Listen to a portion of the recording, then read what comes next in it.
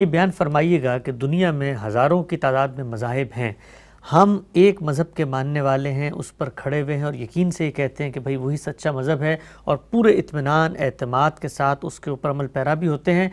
اگر ہم نے ان تمام مذاہب کا مطالعہ نہیں کیا، ان کے مقدمات کو نہیں سمجھا، اس کی تحلیل نہیں کی، تو پھر ہم اتنے اعتماد اور یقین کی جگہ پہ کیسے کھڑے ہو کے کہہ سکتے ہیں کہ ہمارا مذہب ہی درست ہے؟ ہمیں تو زیادہ سے زیادہ یہ کہہ دینا چاہیے کہ ہو سکتا ہے ہمارا بھی درست ہو سکتا ہے ان کا بھی درست ہو، چونکہ ہم نے تو ان کو پڑھا ہی نہیں۔ تو کیا اس اعتماد کی جگہ پر کھڑے ہونے سے پہلے ضروری ہے ہر اس فرد کے لیے کہ یہ ہزاروں کی تعداد میں جو مذاہب ہیں ایک ایک مذہب کا پوری طرح سے مطالعہ کرے اور پھر کسی نتیجے تک پہنچے؟ پھر تو اللہ تعالیٰ سے درخواست کرنی چاہیے کہ عمر نو بھی شاید کم ہو، اس سے بڑی عمر دے دی جائے۔ یہ کیسے ممکن ہے؟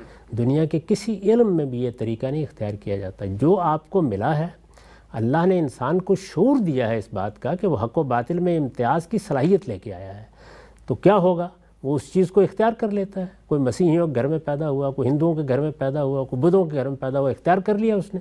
اب اس کے بعد وہ جو اس کی باطنی شخصیت ہے وہ سوالات اٹھاتی ہے، تو اگر سوال اندر سے اٹھے گا تو اسے اس کا جواب دینا چاہیے، اور اگر باہر سے آئے گا، ہو سکتا ہے کہ کوئی صاحب علم ہو، کوئی کتاب وہ پڑھے، کوئی چیز اس کے سامنے آئے، تو جو سوال باہر سے آئے گا اس کو اس نے کس طرح رسپونڈ کیا، اور جو اندر سے اٹھا اس کا جواب اس نے کس طرح دیا۔ تو ہم اصل میں جواب دے اس چیز کے لیے ہیں کہ ہمارا رد عمل کیا ہوا جب ہمارے باطن نے سوال کھڑا کر دیا، تو ہم نے کیا اس کو دبانے کی کوشش کی؟ یہ کوشش کی کہ اس کو اٹھنے ہی نہ دیں، یہ سوال سامنے نہ آئے، یا ہم نے سوال کا مواجہ کیا، اس کا سامنا کیا، اس چیز کو جاننے کی صحیح کی، اس موقع کے اوپر ہماری تحقیق کی ذمہ داری پیدا ہوتی ہے، اور وہ بھی اپنی استعداد اور صلاحیت کے مطابق۔ یہی صحیح طریقہ ہے۔ سائنس میں بھی آپ یہی اختیار کرتے ہیں، طب میں بھی یہی اختیار کرتے ہیں، تمام دنیا کے جتنے بھی طریقہ علاج ہیں سب کا جا کے علمی مطالعہ کرتے ہیں پہلے، اور اس کے بعد فیصلہ کرتے ہیں کہ آپ علاج کس سے کروائیں گے۔ جو آپ کے قریب میں علم موجود ہے اس سے آپ شروع کرتے ہیں، کوئی سوال پیدا ہوتا ہے تو آپ تحقیق کرتے ہیں۔ تو یہی طریقہ قابل عمل ہے، یہی اختیار کرنا چاہیے، اور ہم قیامت میں بھی اسی کی بنیاد پر جواب دیں۔ ٹھیک، یعنی ہمیں کیا ملا اور ہم نے اس میں کیا رویہ اختیار کیا۔ تو کیا کرنا چاہیے؟ میں ایک مسلمان ہوں، مسلمانوں کے گھر میں پیدا ہوا ہوں، اللہ کی کتاب میرے پاس ہے، سوال یہ ہے کہ مجھے اس کے بارے میں کوئی سوال درپیش ہے تب میں غور کروں گا نا، یا آپ میرے پاس آئے اور آپ میرے سامنے کوئی سوال رکھ دیا تو اب غور کروں گا۔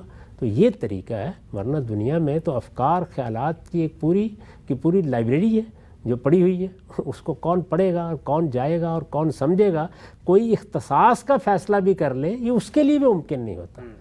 ہر علم میں لوگ ایسے ہی کام کر رہے ہوتے ہیں کہ وہ جس جگہ پر کھڑے ہوتے ہیں، اس وقت جو سائنس ہے، وہ سائنس جو ہمیں نیوٹن نے، آئنسٹائن نے اور دوسرے بہت سے لوگوں نے بنا کے دے دی ہے، وہاں سے ہم ابتدا کرتے ہیں۔ اگر کوئی نئی چیز سامنے آتی ہے، غور کرتے ہیں، وہ واضح ہو جاتی ہے، اس کو قبول کر لیتے ہیں۔ یہی طریقہ ہر جگہ اختیار کرنا چاہیے۔ ٹھیک۔ اچھا، ہم سے کچھ شخص یہ بھی تو کہہ سکتا ہے کہ بھئی یہ ہزاروں مذاہب جو آپ میرے سامنے پیش کر رہے ہیں، تو میں تو سمپل ایک سوال پوچھوں گا کہ بھئی اس میں سے بندوں کے بنائے ہوئے مذہب کون سے ہیں اور اللہ کے کون سے ہیں، اور دونوں کا ذریعہ علم کیا ہے؟ تو کسی ایک کا بھی اگر وہ تجزیہ کر لے تو وہ ہزاروں کے ہزاروں سب میں ختم ہو جائیں گے۔ یہ تو اس وقت ہوگا نا جب کوئی سوال پیدا ہوگا، یا جب کوئی آدمی آ کے مجھے توجہ دلائے گا، اس وقت تو یہی کروں گا میں۔ اور یہ جو آپ نے ہزاروں کا لفظ استعمال کیا اس کی بھی تحلیل کروں گا، اور یہ کہوں گا کہ حقیقت میں تو ایسا نہیں ہے، لیکن یہ بھی تو مطالعے سے ہوگا نا۔ پہلی چیز تو یہ ہے کہ میں جہاں پیدا ہوا ہوں وہاں میرا اطمینان ہے، میں کھڑا ہوں۔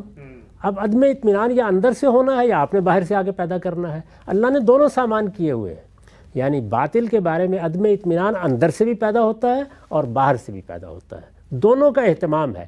سوال یہ ہے کہ جب وہ عدم اطمینان پیدا ہوا تو میں نے کیا رویہ اختیار کیا۔